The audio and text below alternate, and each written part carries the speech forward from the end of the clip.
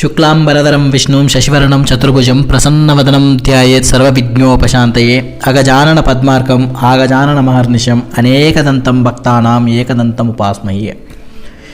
ఇక్కడ మనము గుణముల గురించి తెలుసుకుంటున్నాం. సత్వగుణము, రజోగుణము, తమోగుణములలో మరణించే సమయములో ఎవరిలో అయితే సత్వగుణము ఎక్కువగా ఉంటుందో ఈ దేహములో ఉన్నటువంటి ఆ జీవాత్మ మరణించిన తర్వాత యోగులు, వేద విజ్ఞానం పొందినవారు, ఉత్తమములైనటువంటి వారు వారి లోకములకు వీరు పొందుతారు. ఇక కేవలం చనిపోయే ముందు మాత్రమే సాత్వికంగా ఉంటే సరిపోదు, జీవితాంతం సత్వగుణ సంపన్నుడిగా ఉండాలి. అప్పుడే మనం చనిపోయే ముందు కూడా సత్వగుణ సంపన్నుడిగా ఉంటాము. అలా కాకుండా మరణ సమయంలో కూడా ఆస్తిపాస్తుల గురించి, బంధువుల గురించి ఆలోచిస్తూ ఉంటే వారిలో సత్వగుణము ఏ కోశాన కూడా కనిపించదు. మరి సత్వగుణం అభివృద్ధి చెందాలంటే ముందు మనము చిత్తములో నుండి అంటే రజోగుణము, తమోగుణములను తొలగించుకోవాలి. అప్పుడు సత్వగుణము కోసం సాధన చేయాలి.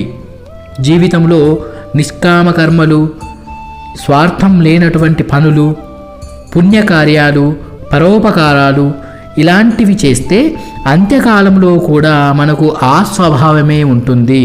అంతేకాని జీవితాంతం తప్పులు చేస్తూ జీవితాంతము ఈ తమోగుణము, రజోగుణములలో ఉండి అంత్యకాలములో నారాయణ కృష్ణ అంటే ఏ ప్రయోజనమూ ఉండదు. ఆఖరి రోజుల్లో మనకు సత్వగుణం ఏర్పడడం అనేది చాలా కష్టము. ఈ విధముగా సత్వగుణము ఎక్కువగా ఉంటే పుణ్యలోకాలు పొందుతాము. అలాగే రజోగుణము, తమోగుణము ఎక్కువగా ఉన్నప్పుడు మరణిస్తే ఈ జనన మరణ చక్రము మనకు తప్పదు.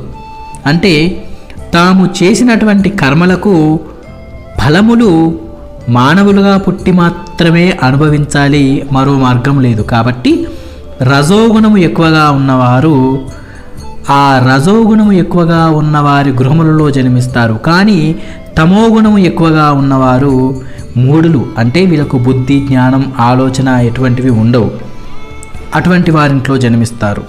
అంటే ఇది మానవ జన్మ కావచ్చు, పశువులు కావచ్చు, మృగాలు కావచ్చు, పక్షులు కావచ్చు, కీటకాలు కావచ్చు, ఏవైనా కావచ్చు, ఏదైనా జన్మయే. మరు జన్మ అంటే మానవ జన్మ ఒక్కటే కాదు, జీవించి ఉండే ప్రతి జీవి కూడా జన్మమే. ఇలా ఈ విధముగా మనము సత్వగుణమును అలవర్చుకోవాలి.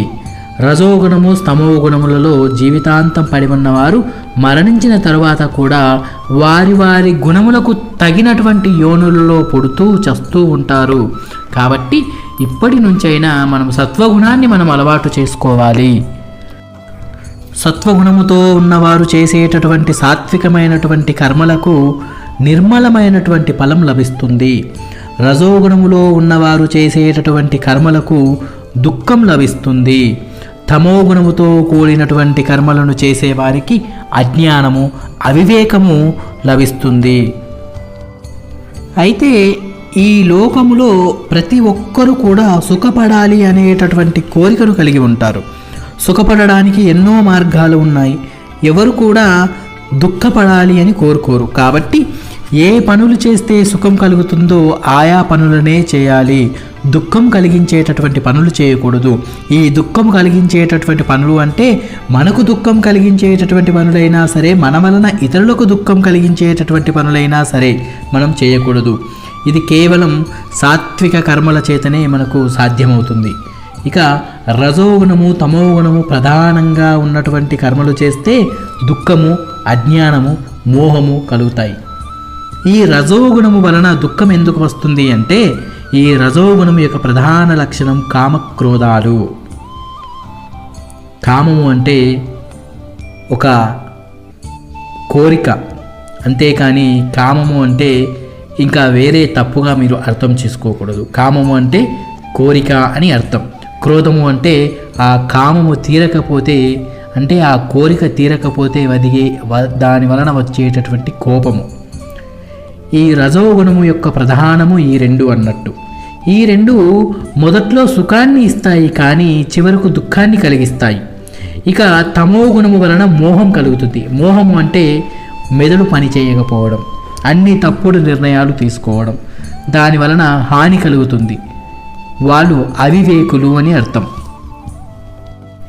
సాధారణంగా ఎప్పుడూ ప్రశాంతంగా నెమ్మదిగా ఉండేవారు కూడా వారికి ఏదైనా నచ్చని విషయం జరిగితే తాత్కాలికంగా కోపపడతారు. ఆ కోపంలో ఏం చేస్తున్నారో తెలియదు, ఏమేమో చేస్తారు, ఏవేవో తిడతారు, తర్వాత బాధపడతారు.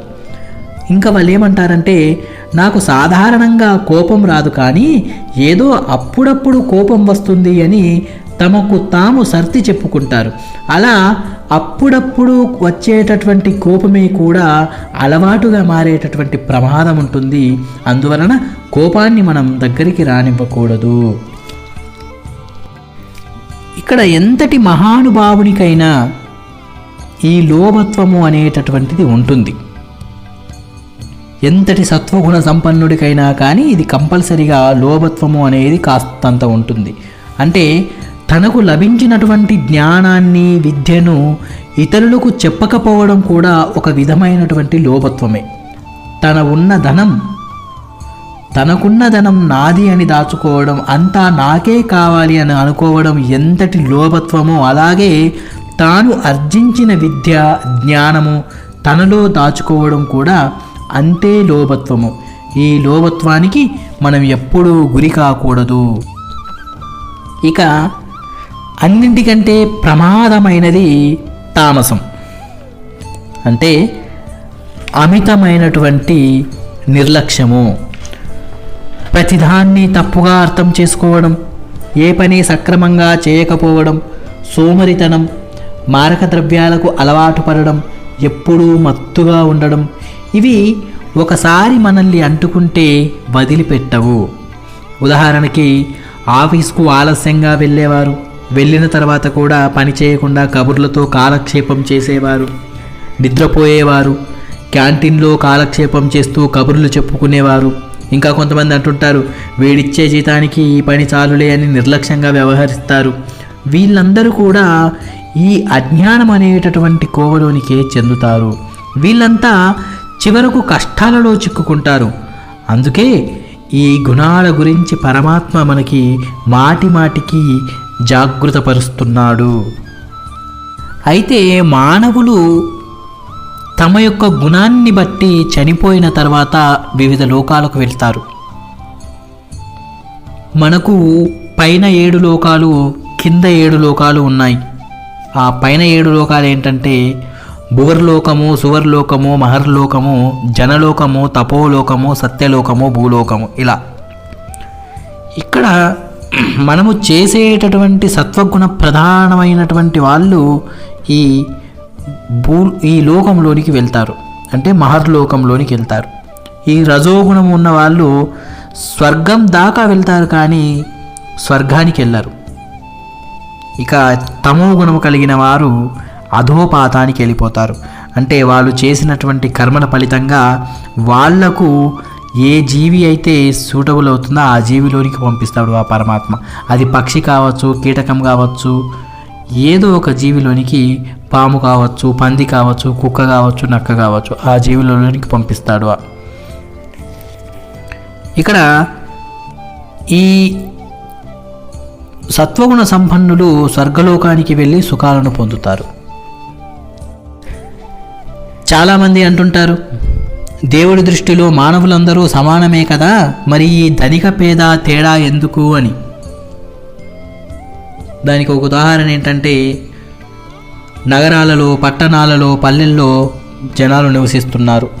కొంతమంది బాగా ధనవంతులై ఉండి కూడా ఇంకా ధనం సంపాదించడానికి అక్రమ మార్గాలను అనుసరించి జైలు పాలవుతారు. మరికొంతమంది నేరాలు చేసి జైళ్ళలోకి వెళ్తారు. మరికొంతమంది తాము చేయని నేరాలకు జైలు పాలవుతారు. అలాగే 70 ఏళ్ళు వచ్చిన ఆరోగ్యంగా ఉండేవాళ్ళు ఉన్నారు, 40 ఏళ్ళ నుంచే మందుల మీద బతికే వాళ్ళు ఉన్నారు. అన్నీ ఉన్నా ఏమీ లేని వాళ్ళ మాదిరిగా నిరంతరం దుఃఖపడే వాళ్ళు ఉన్నారు. ఉన్నదానితో తృప్తిగా సంతోషంగా జీవించే వాళ్ళు ఉన్నారు. మానవుని జీవితంలో ఇటువంటి పరిణామాలకు కారణం ఏమిటి అంటే దీనికి ఆధ్యాత్మికంగా ఒకే ఒక సమాధానం ఉంటుంది. అదేమిటంటే ఇదంతా వారు చేసుకున్న పూర్వజన్మల యొక్క పాప పుణ్యాల యొక్క ఫలితమే. ఈ జన్మలకు చేసిన తప్పులు ఒక్కోసారి ఈ జన్మలోనే అనుభవించాల్సి ఉంటుంది, మరికొందరికి మరుజన్మలో శిక్ష అనుభవించాల్సి ఉంటుంది. దీనికి దేవుడేమీ చేయలేడు. ఈ మానవుడు చేసేటటువంటి పనులకు దేవుడికి ఎటువంటి సంబంధము లేదు. ఆయన శిక్షించేవాడే, అంతేగాని మనం చేసే పనులకు ఆయనకి ఎటువంటి సంబంధము లేదు. మనం చేసేటటువంటి పనుల వలన మనకు జన్మ వస్తుందా రాదా, వస్తే ఏ జన్మ వస్తుంది అలాంటివి డిసైడ్ చేస్తాడు దేవుడు. మనకు మరుజన్మ మంచిది కావాలి అనుకుంటే ఈ జన్మలో మనం మంచి ప్రవర్తనను కలిగి ఉండాలి, అక్రమాలు పాపాలు చేయకుండా ఒక మంచి మానవుడిగా జీవించాలి, మానవత్వంతో కూడిన మనిషిగా మనం బతకాలి. ఇతరులను మానసికంగా కానీ శారీరకంగా కానీ ఎట్టి పరిస్థితులలో హింసించకూడదు. ఉన్నదానిలో తృప్తిగా జీవించాలి, అంటే సత్వగుణ ప్రధానంగా ఉండాలి. అలా ఉంటే ఈ జన్మలో సుఖజీవనం ప్రశాంత జీవనం గడపవచ్చు. రాబోయే జన్మ కూడా మనకు మంచి జన్మ వచ్చేటటువంటి అవకాశం ఉంటుంది. అయితే నేను ఈ దేహాన్ని కాను, నేను ఆత్మను అని తెలుసుకున్నవాడు మనకు పరమాత్మ తత్వం అర్థమవుతుంది. కానీ కొంతమంది తెలివితేటలు ఎక్కువ ఉండి ఈ వాక్యాన్ని తప్పుగా అర్థం చేసుకొని వక్రీకరిస్తారు. అంటే నేను ఆ పరమాత్మ స్వరూపుణ్ణి, నేను ఈ దేహంలో ఆత్మస్వరూపునిగా ఉన్నాను, నేనే ఈ అన్ని పనులకు కారణం నేను కాదు, నా మనస్సు గుణము కారణం అంటాడు. ఉదాహరణకు ఎవరైనా హత్య చేసి అబ్బే నేను ఈ హత్య చేయలేదు, నేను వేరు, నా శరీరం వేరు, ఈ హత్య చేసింది నా శరీరము, నేను కాదు, నేను ఈ శరీరం లోపల ఆత్మసాక్షిగా చూస్తూ ఉన్నాను అంటే అప్పుడు శిక్ష కూడా నేను నీ ఆత్మకు శిక్ష వేయటం లేదు, నీ శరీరానికి శిక్ష వేస్తున్నాను అనేటటువంటి అవకాశం ఉంటుంది. అందువల్లనే నేను వేరు, ఈ శరీరం వేరు అనేటటువంటి జ్ఞానాన్ని కలిగి ఉండి ఈ 3 గుణములకు అంటే సత్వగుణము, రజోగుణము, తమో గుణములకు అతీతంగా మనం వ్యవహరించాలి. నేనే ఈ దేహము, అన్నీ నేనే చేస్తున్నాను అనేటటువంటి అహంకారముతో ఉన్నవాడికి ఎప్పుడూ ఈ 3 గుణముల యొక్క అతీతుడుగా ఉండలేడు. కానీ నేను ఈ శరీరము కాదు, నేను ఈ ఆత్మను అని తెలుసుకొని ఈ సత్వగుణాన్ని మనము అలవర్చుకోవాలి. అంటే ఆత్మస్వరూపానికి ఎటువంటి గుణములు ఉండవు కాబట్టి ముందు ఈ 3 గుణాలకు అతీతంగా ఉన్న తర్వాత మనము ఆత్మస్వరూపాన్ని గురించి తెలుసుకుంటాము. ఈ గుణములు సత్యాన్ని తెలుసుకోవాలి. గుణముల ద్వారా మనం ఆత్మస్థితికి చేరుకుంటే ఈ గుణములతో కూడిన ఈ శరీరములో ఉన్న ఈ గుణముల యొక్క లక్షణములు అనేటటువంటివి మనకు అంటవు. ఈ 3 గుణములతో జరిగేటటువంటి పనులను కేవలం లోపల ఉన్న ఆత్మ సాక్షిగా చూస్తాడే తప్ప వాటిని అంటుకోడు. అంటే సుఖదుఖాలను సమానంగా చూస్తాడు, దేనికి అతిగా స్పందించడు. దీనికి కావలసింది ఆత్మ, అనాత్మ వివేకము. ఆత్మ ఏమిటి, ఆత్మ కానిది ఏమిటి అని తెలుసుకోవడమే. ఉదాహరణకు ఇంతకుముందు మనము మొదట్లో వీడియోలో చెప్పుకున్నాము, ఒక లైటు యొక్క వెలుగులో మనము ఎన్నో పనులు చేస్తుంటాం. ఆ లైటు వెలుగులో కొంతమంది చదువుకుంటారు, కొంతమంది తిట్టుకుంటారు, కొంతమంది కొట్టుకుంటారు, కొంతమంది చెడ్డ పనులు చేస్తారు. వాళ్ళు చేసేటటువంటి పనులకు ఆ లైట్కి ఏమైనా సంబంధం ఉంటుందా? ఏమీ సంబంధం ఉండదు. లైటు కేవలం వెలుగునిస్తుంది, అంతేకాని నువ్వు చేసేటటువంటి పనులకు ఆ కాంతికి ఎటువంటి సంబంధము ఉండదు. అలాగే లోపల ఉన్న ఆత్మకి ఈ శరీరానికి ఏమీ సంబంధము లేదు. శరీరము చేసేటటువంటి పనులను ఆత్మ కేవలం సాక్షిభూతిగా చూస్తూ ఉంటాడు.